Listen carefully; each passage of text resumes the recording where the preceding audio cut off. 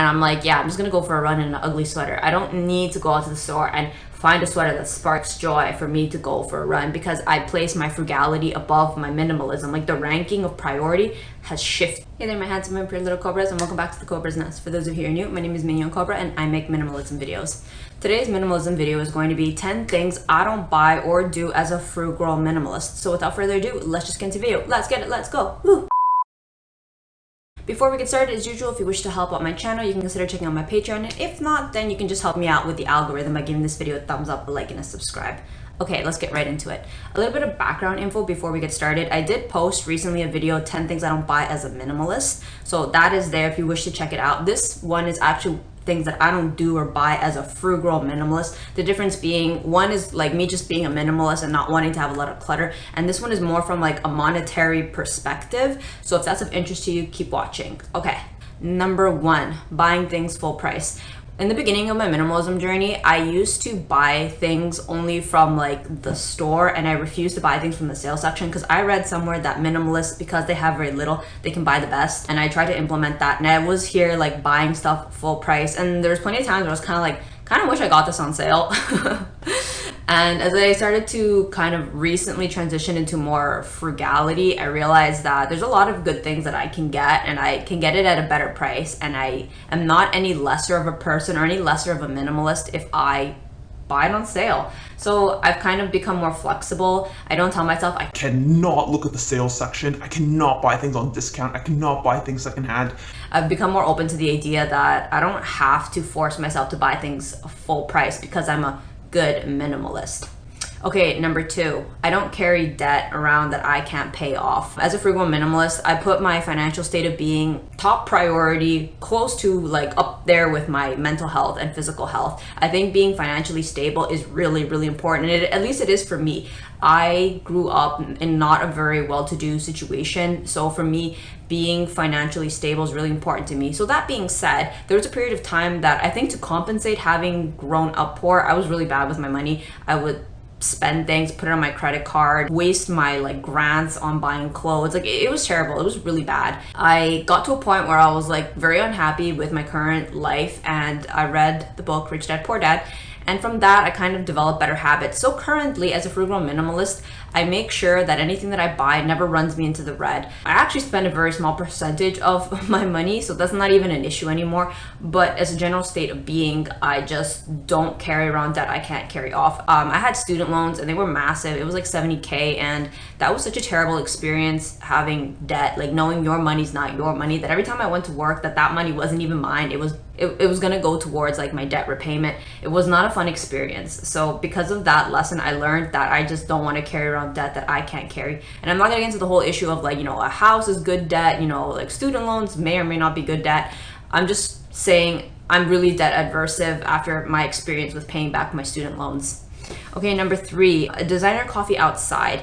This actually used to be one that I was very for. I was really for, luxury milk tea, designer coffee. I was really pro this. Like as a minimalist, if you don't have a lot, you're allowed to indulge in those things. But actually recently, since I became frugal, or at least more frugal, I got a really good tip from Princess Pepper. She's like a millionaire next door. She was like, you shouldn't be drinking designer coffee outside, like paying $5 for it. You should actually just buy the mug and buy like the bag from the store. So for example, like Starbucks, I bought a Starbucks mug and I bought the Starbucks bag and I make it at home, and it's so much more affordable. Like I think like one cup, at least for I think I get the latte, it's like $5. I think that like the cup was $1 and the bag was $7, and that's gonna last me like maybe a month or two. So for the same price, I can drink it every single day as opposed to one cup for $5. So that really changed my perspective. A lot of these tips were not tips that I came up with myself. These were actually things that I picked up from different people as I learned more about financial state of being. Dave Ramsey, Princess Peppa, Mr. Money Stash, Stephen Graham,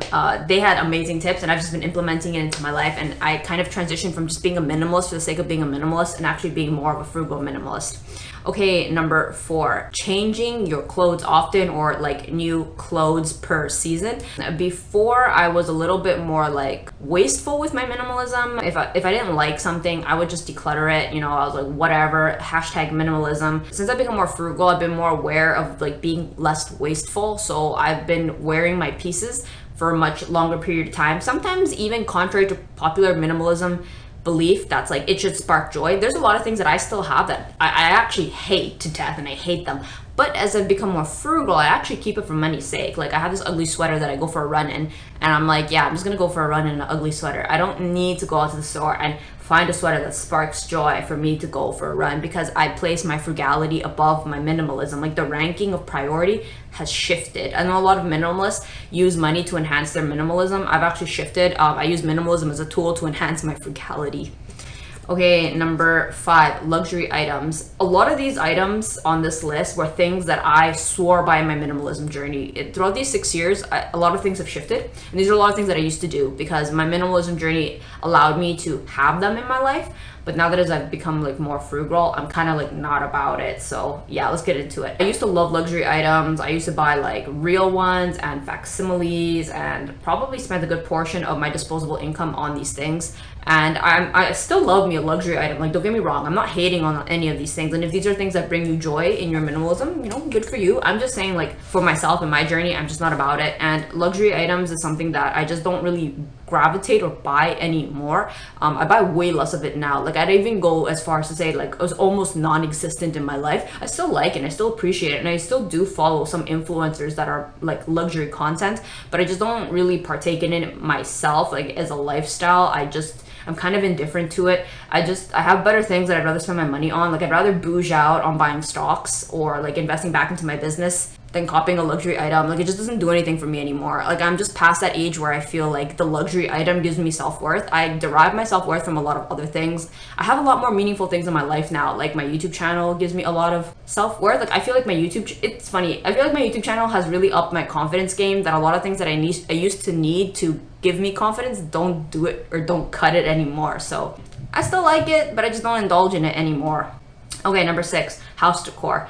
This one is still one that I still like, since day one, I still like subscribe to. When I became a minimalist and I started traveling and I had a very digital nomad life, I didn't have a home, so obviously I'm not gonna buy house decor. Like, that's rather pointless.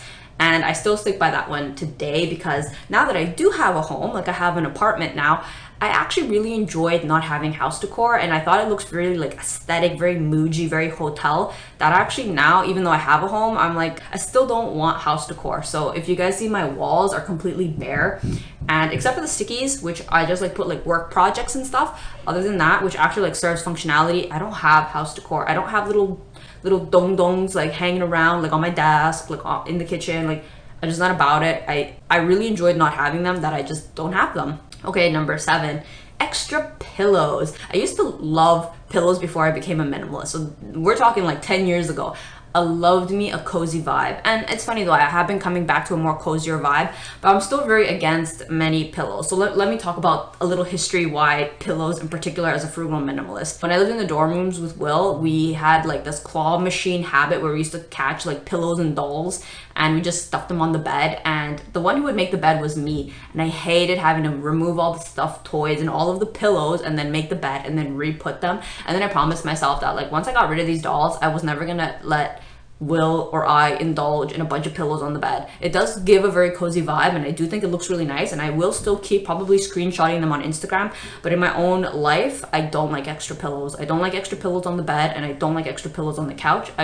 It's too much work, and I'm too lazy to do it, so I just don't buy them. Okay, number 8, storage items. This is like a double fold reason why I don't buy them. The first one being just from minimalism principles. You guys have probably heard a lot of minimalists talk about don't buy storage boxes. So that was the main reason why I stopped buying storage boxes. And second, as a frugal minimalist, I don't buy storage boxes for 2 reasons. One, I have to pay for the storage boxes. Why would I do that? And second, storage boxes encourage more hoarding, more collecting, more spending of money to buy things to put inside of them. I'm really against it. Like, I don't want to spend money on the storage box, and 2, I don't want it encouraging me spending more money. So I just got rid of the whole storage box purchasing habit altogether.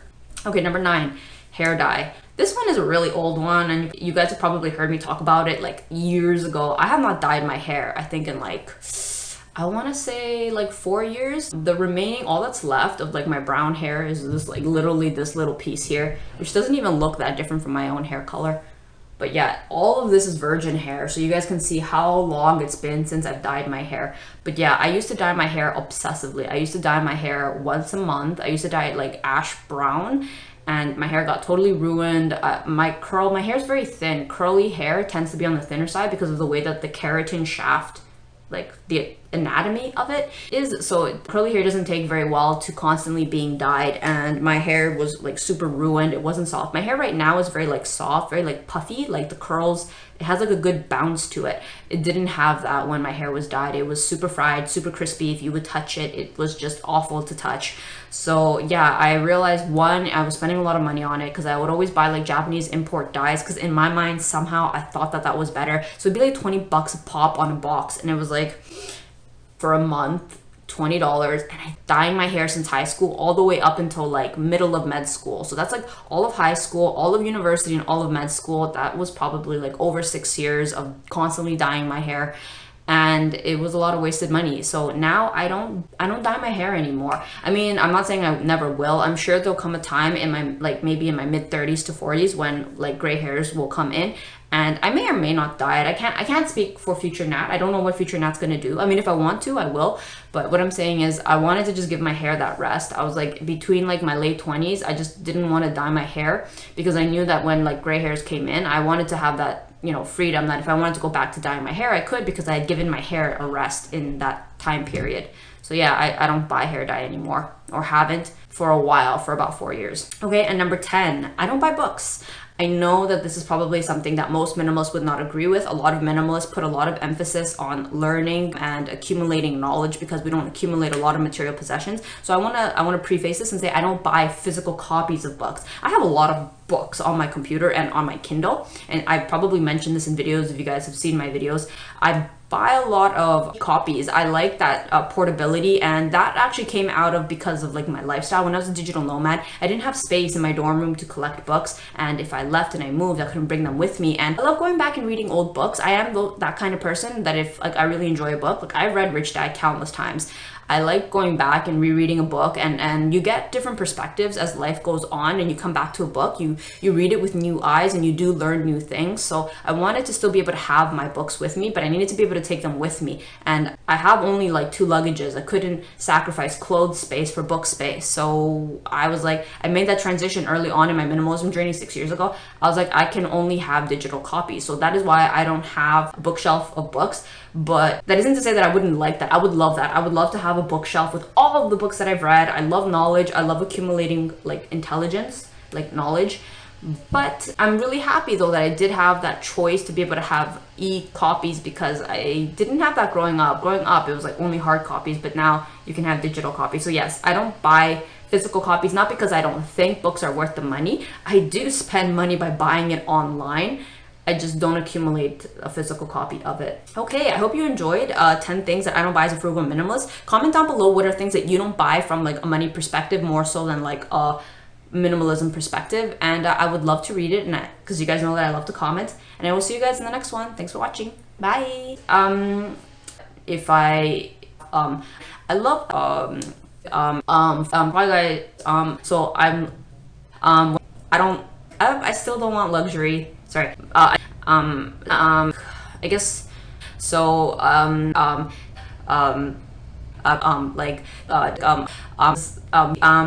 Being and